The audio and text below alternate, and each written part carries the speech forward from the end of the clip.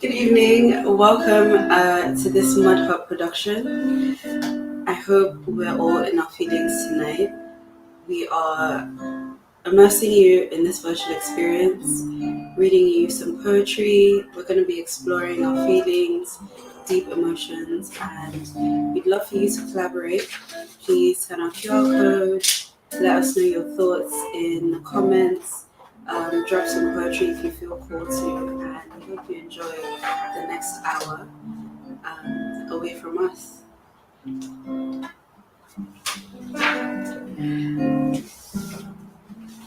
First up, we have Bumi, who is actually the creator of Mud Hut. Bumi loves to infuse art and technology, and Bumi is going to be reading us a few of her poems tonight.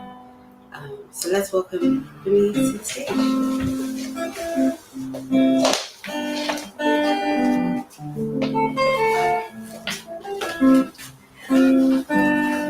Hi everyone. My name is Bumi, and I hope you're in your feelings tonight because I definitely am. I have a few things to share. So the first, I have a couple of poems actually, and they go through different kinds of emotions I kind of find difficult and also I quite easily express. So the first emotion I'm going to cover today is pain. I think a lot of times it's one of the feelings we don't really want to come to terms with. We always want to push it down. We always want to push it down. Um, and this poem is literally about that, about burying your pain, but also talking about how important it is to express your pain so you can move on from whatever is causing you pain. So this poem is called Pain. I hate being in my feelings. There is a lot of pain there that I wish to avoid, that I wish to bury, that I bury with good times, food, nothing a tub of Ben and Jerry's couldn't bury. But no matter how much I try to fill the landmass, that is my soul, it bubbles up, wanting me to address it like a friend, wanting me to cry with it, console it, laugh with it, smash something with it. And to be fair, that is when I am finally free, when I am finally in my feelings. So that was pain. I hope you guys can relate to a bit of comfort eating there.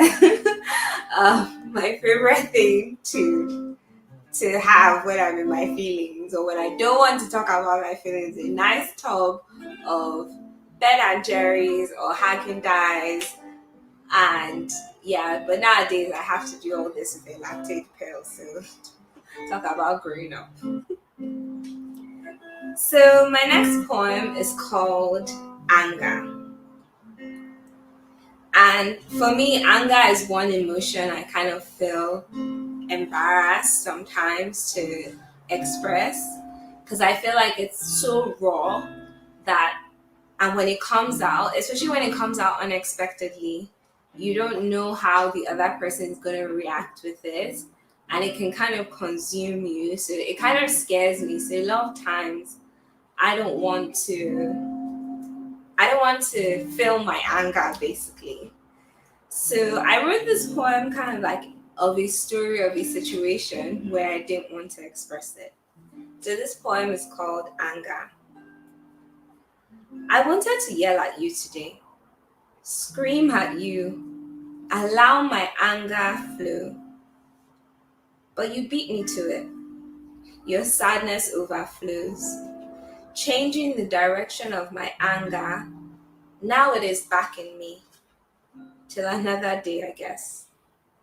When it slips out, passive aggressive much, you say, and like a teenager sneaking out in the night, only to be caught by their parents. My anger is dragged back in me. But today I exploded. I raged. I said all I had to say, some with tact, some without, some things I can never take back. You looked at me in dismay. I hurt you, but am I wrong for being in my feelings? So that was anger. I know sometimes it can, for me, is a very scary emotion because I just don't want to hurt people's feelings. But I'm slowly realizing that you just have to feel your feelings once in a while. So my next poem is called Joy. Oh, I love hearing how how loud we are together as they stare. Oh, how I love hearing how loud we are together while they stare. But they cannot understand this kind of joy. They cannot understand we were not allowed to have this joy at some point. That we were stripped of the joy at one point. So now that we have it, we cherish it. We hold on to it. We present to the world authentically, natural or not, enjoying our foods, music, culture, skin. Oh, this black joy. So much to be joyful for. They cannot understand why our joy is so loud. So that poem was called Joy.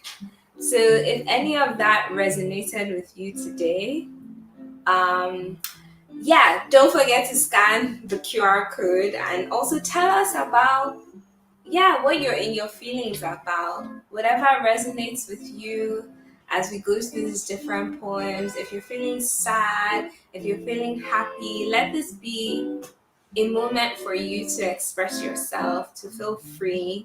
So scan the QR code and just let everyone know how you're feeling today. So thank you. My name is Bumi and I have been in my feelings.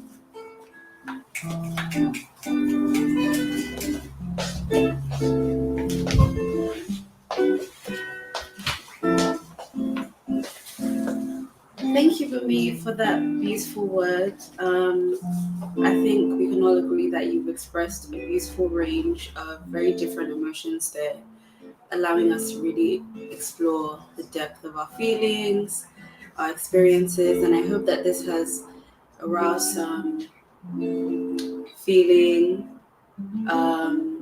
some deep introspection with the audience. And we'd love to know, please let us know in the comments how you feel about this and what this is bringing up for you. Next, we have Tony Verse reciting some of her poetry with us. Tony is an incredibly talented wordsmith who fearlessly grapples with intricate matters of self and identity, skillfully weaving them together with her eloquent language. Thank you, Tony, for joining us, and we'd love to hear some of your poetry. Yes, welcome, Tony.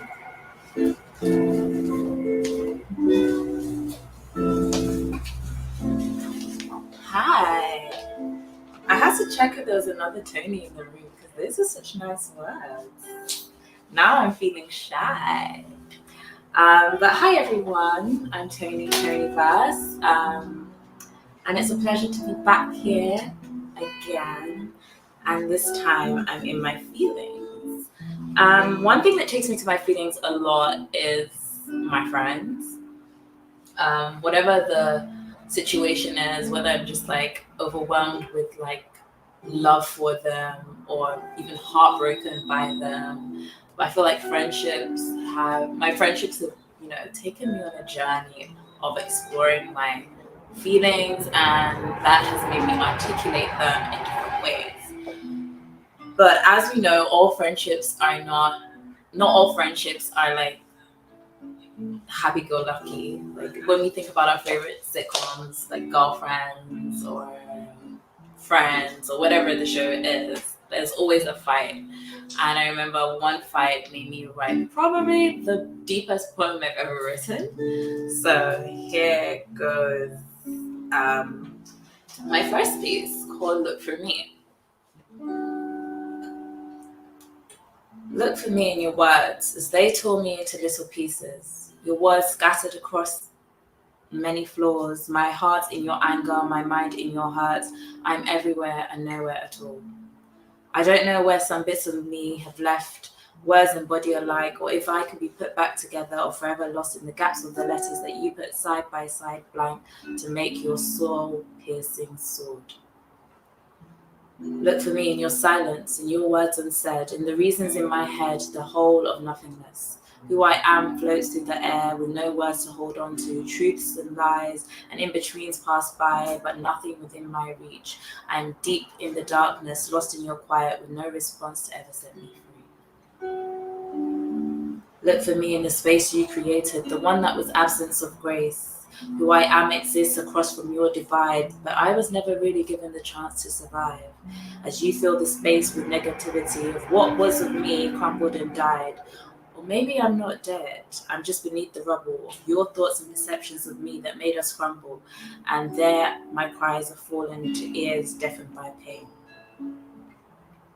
Look for me in the tension of two pillars, running back and forth to hold them upright. Though it's not my personal issue, I can't seem to let go to not fight. For structure, the dissonance of what is and what might be have me running up and down, so where I'm here and soon to be there, I cannot be anywhere, therefore I give nothing everywhere, and seem missing when truthfully I'm lost.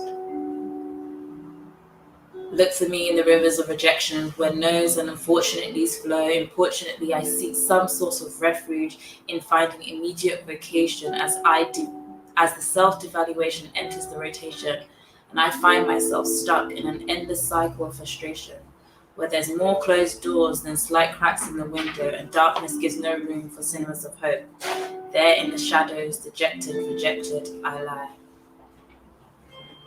Look for me in the cracks of love where I fell and you didn't notice I was gone, not because you didn't care, but problems of your own, and my cries were dismissed as shouts for attention. Where do rejects go when they eject from spaces that cause them tension? So they rather dwell in apprehension, and not to mention their address that they're stressed and depressed because everyone's got shit going on. Yes, these are the places that I lost myself to, and these are the places in which I grew, and these are the places that cause me pain, the spaces in which where bits of me lie. They differ from horcruxes as they are revived by influxes of love that construct me to who I once was, so that when you do look for me, I'm not lost in hurt, but found by love.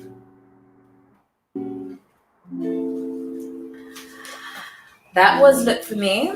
If you can't tell, I felt abandoned.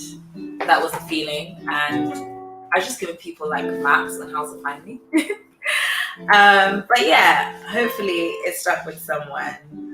If you've ever felt lost or abandoned, maybe. But yeah, I guess for me, when I'm in my feelings, I get to a place where I just write about what I'm thinking, my thoughts, and as Bumi mentioned, pain. And what I tend to do in those moments is I tend to sort of find ways to write myself out of it. So one thing I did was I wrote promises to me. So this is promises. I promised that I would always get up on the hardest of days with the heaviest of hearts when my eyes were full of tears. I promised that when the weight of the world piles on me, trapping me beneath the duvet, I'd find strength to push it off and just be. I promised myself I wouldn't do it alone, even though I didn't want to be a liability. I'd ask for help, I would alert someone, but life is not to be lived alone. I promised myself that I would win this battle in my mind.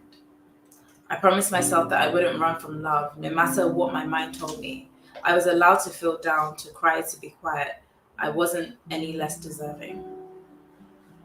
I promised myself I would always give thanks. In the middle of the storm, I'd find peace. In God and in gratitude and in all my blessings. I promised myself I'd survive.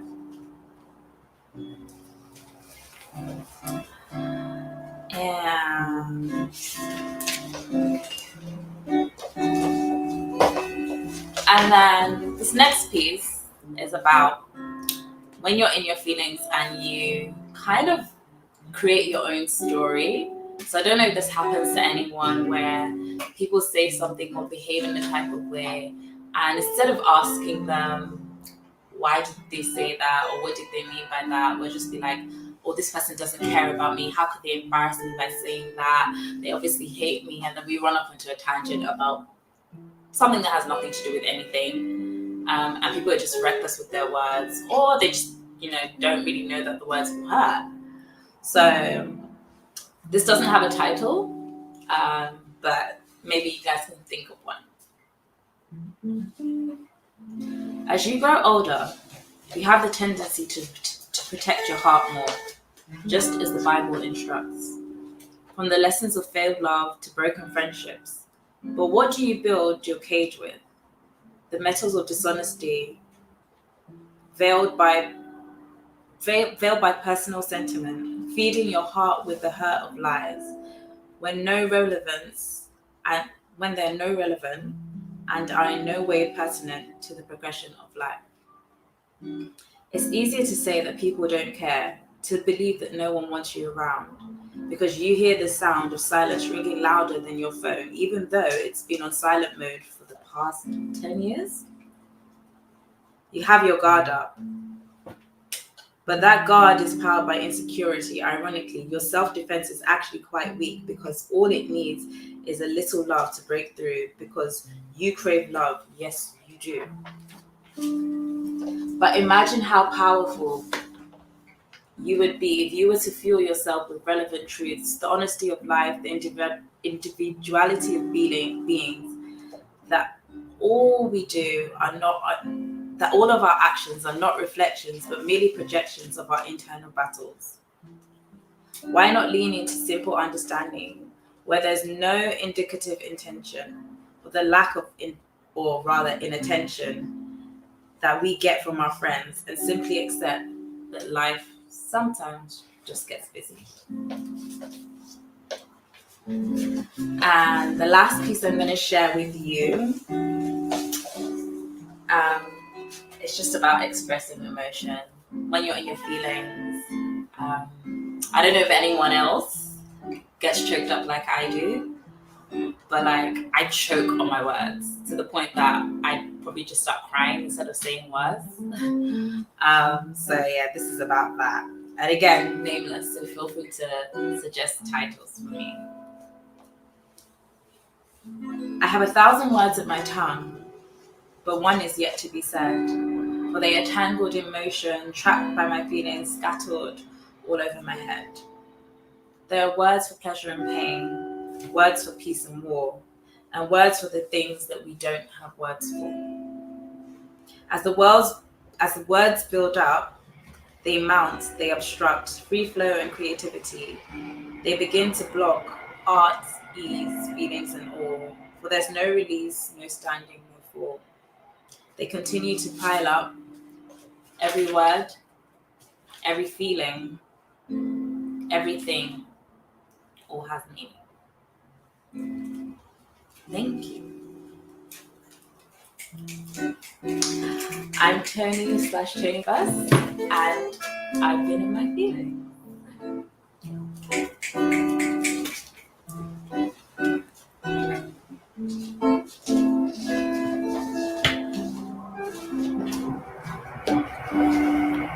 Thank you so much, Tony, for sharing that with us. I am absolutely breathtaking.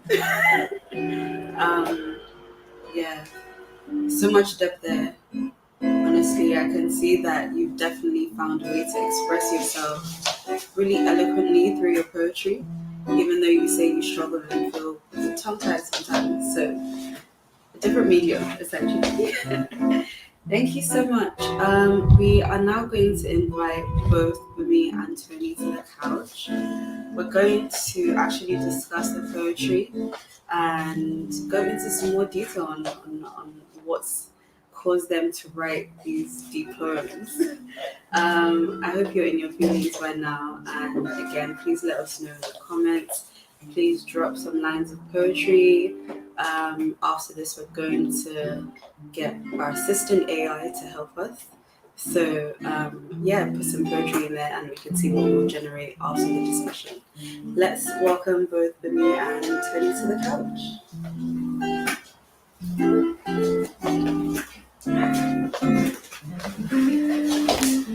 Hi. Wow, both of you, that was amazing. Thank you. Where am I going to start?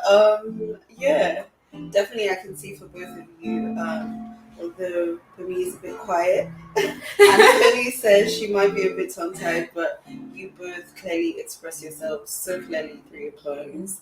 And I definitely think so much of what you've said has been very relatable by me and everyone in the audience. And I'd like to actually explore the themes of your poems a bit deeper. I'm going to start with Tony because what was that friendship poem? Wow. Look for me. Yeah. What was the driving force? I feel like we all definitely relate to changing dynamics in the friendship, feelings coming up we're not exactly sure how to deal with. I think that was a very deep poem, and it must have definitely struck a chord. So if you're comfortable, as much as you're comfortable to share with us, what was that situation about? So fun fact, when I wrote that poem, I was crying. Yeah. In say 2021, I had like a really heavy year. And there was just like so many things that went wrong. And this was the back of COVID. Yeah. So like we've been indoors already. And there were just like so many friendship breakdowns and there was stuff going on with family as well. And everything was just falling apart. And it got to a point where I just couldn't, I couldn't do anything. And I went into a depressive episode, I remember. And it was really, really bad. Like I wasn't eating, I wasn't speaking to anyone. Like I just had like two friends that had access to me. And one was just to call me and pray every morning. And then the other was literally just to be like, have you eaten? Have you eaten? Have you eaten? And I'm like, girl, I don't eat. Like, and then when I decided to start sort of like rearing my head, you just open the door. It was like everyone was just like, you abandoned me. Where were you when I needed you? Blah blah blah. And I was like, did anyone actually look for me? Like, how am I supposed to show up for you guys when I can't even show up for myself? And I just kind of felt like I needed to tell everyone where I was and what was going on. And I wrote the first one. Like I didn't want to tell everyone. Like I didn't want to be like, oh, you didn't believe my side of the story. It was just more of a, if you look deep enough, you find that like you buried me deep in how you feel about the version of events. If you look deep enough, you'll find that I've been dealing with like hundreds and thousands of job rejection. If you look deep enough, you see that like I'm literally running back and forth my parents' like ongoing divorce thing. Like, and this was just like loads and it was like there's so many look for me because there's so many things happening. And like I was like, look, if you listen deep enough, you'll find this manual of like, if you ask me, oh, what's going on with you? Like, this is literally everything that's going on. And I got to like 7 stanzas. I was like, oh God, hold on. Like, come on. I need to stop now. At this point, I was just like, you two look for yourself. Like, do something. But yeah, it was a call for help more than anything. And then after I wrote that, I was just like, yeah, we're going to go find ourselves. That's so lovely to hear. And how would you say that's progressed since then? I hope you're in a much better space now. 100% in a much better place. Nobody looked for me. But it was good because it forced me to do like my own self-search and everything and just look for things like redefine what I wanted in all of these things, like in the relationship with my family members, in relationships with friends, redefine like exactly what I wanted in terms of a job, and like it just made me like look for what I wanted, look for me in those things as well. Because as much as you can tell people to look for you, like you have to look for yourself. You have to be there for yourself. So I showed up for me, and I'm in a much better space. And this is not to say that my friends don't have me or anything, like, because I was able to define what I wanted from from my friendships. The ones that were worth it are still here. Essentially. Yeah, that's definitely lovely to hear. And I know how important it is to have friends that actually support us and look out for us, even if it's just to call and find out if we've nourished ourselves for the day. Honestly. Yeah, definitely when you're in a low state, things that seem so simple like eating, making your bed, just seem like such. Like, sorry, I just remember the story, and I say the story all the time because like it's still mind blowing to me. So when this was all happening, I remember one day like my boy messaged me. His name's Claude. He's like, "Oh, Tony, like, how are you?" And I was like, "I'm not good. Like, honestly, I don't even have the energy to pretend I'm okay. Like, I'm not good." And then he came, picked me up, and we went to Nando's, and I couldn't even finish a quarter chicken. Like I couldn't. I was just like, I'm struggling. And then we were just walking back to the car, and Amazon Fresh had just opened in our area, so he was like, "Oh, let's go inside." And he's like, "Okay, you can have this for lunch tomorrow." I was like, "But I've got landlords." He was like, "You can have that for dinner." I was like, "Okay, fine." And then I got home, and then I went to bed. I didn't have breakfast, and then in the morning he's like, "You have lunch yet?" I was like, "No." He goes like, "Okay, move lunch to dinner. Dinner to tomorrow's lunch. I'm taking you out for lunch." And I was just like, wow. And I remember like the word I kept feeling in that season was abandoned. Yeah. But then, and I when I got home, I cried. Yeah. But then when that happened over like those 2-3 days, I just remember thinking, I'm never like, no one's actually abandoned me. It's just I guess I'm looking for friendship with the wrong people. So yeah, it's really nice. Definitely taking that step back to look for ourselves and defining what we actually want out of things rather than the other way around can be really helpful for us moving forward and deciding what direction we want to navigate our lives in. So yeah, that's really lovely to hear. I'm so happy you're in a much better space now, sharing this with us. I hope this helps anyone in the audience who is potentially in a similar situation. Sometimes introspection can be helpful. And wow, let's talk pain. Let's talk pain. Let's talk pain. Guys, go for the Wow, there are so many striking adjectives in that poem. Like, I can tell she wrote that, bro, when she was in her feelings. Like, what was that? What brought those emotions up? So I realized there's something that happened to me, and I hadn't really processed like the pain. I think I didn't want to process it like for years, and then something happened, and then it just triggered a mountain of, you know, when you're like, oh, I'm fine, I haven't thought about this thing for like weeks, and then I saw something, and it was like I exploded, and then I just realized that like I do bubble down my pain. I don't like feeling that emotion. If I just want to be happy, good, lucky. I feel like life is hard enough. But then I realized also that like through that experience that I was also eating my feelings. And it was because of the pain. And when I let that all out, it was painful. I cried. Whatever, but then I felt a relief, like just even knowing what was going on in me internally. It's funny because pain is actually linked to the anger poem. They're actually like connected. Yeah.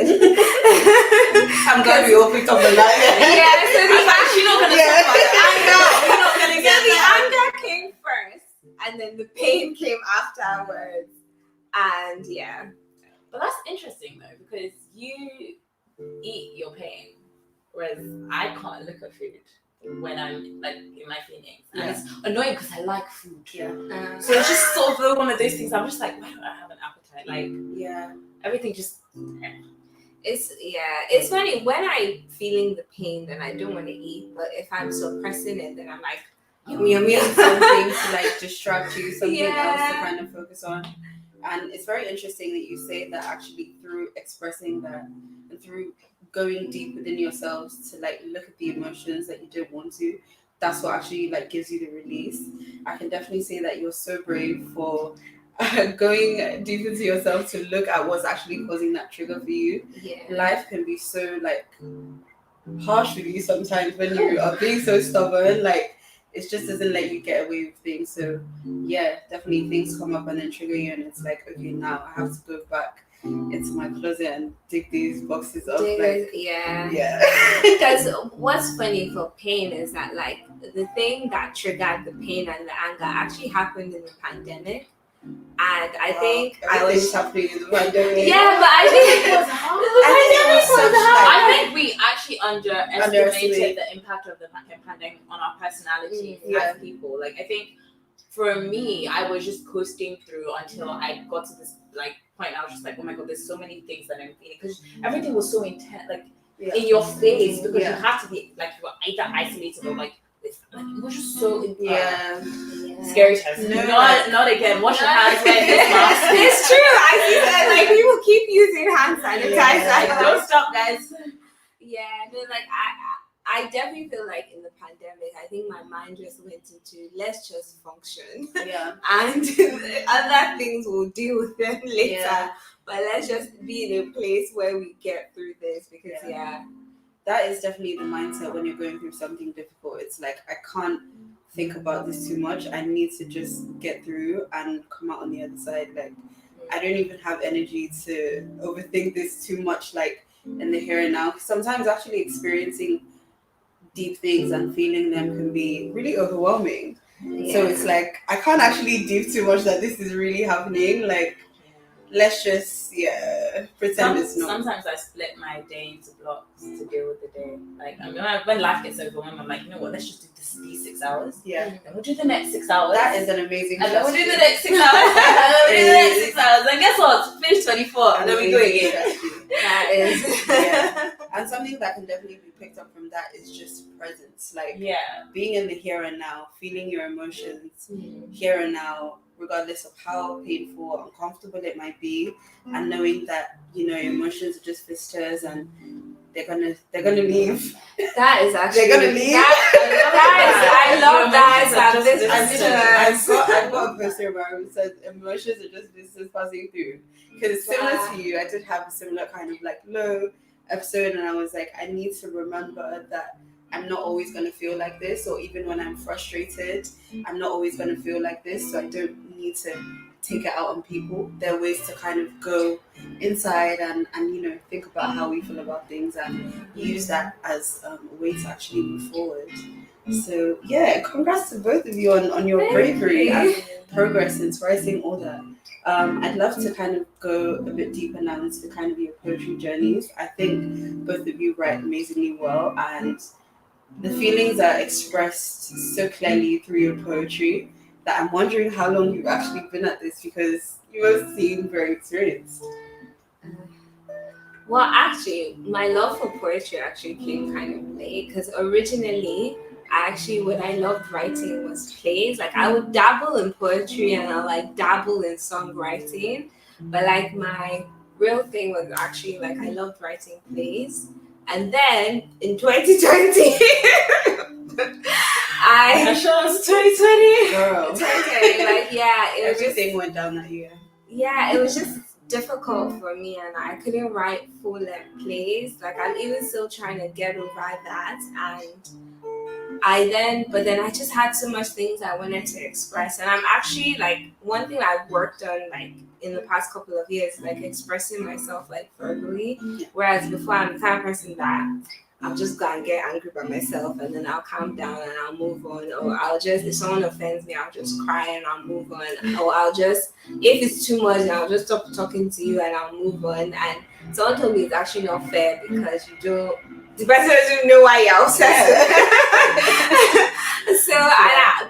I wasn't just great at putting my feelings into words, and then I couldn't write plays because before I write like a full-length play, and if you didn't know me, you just think, oh, she's just writing. But then if you were my friend and you watched my play, you'd be like, I know exactly what this situation is about.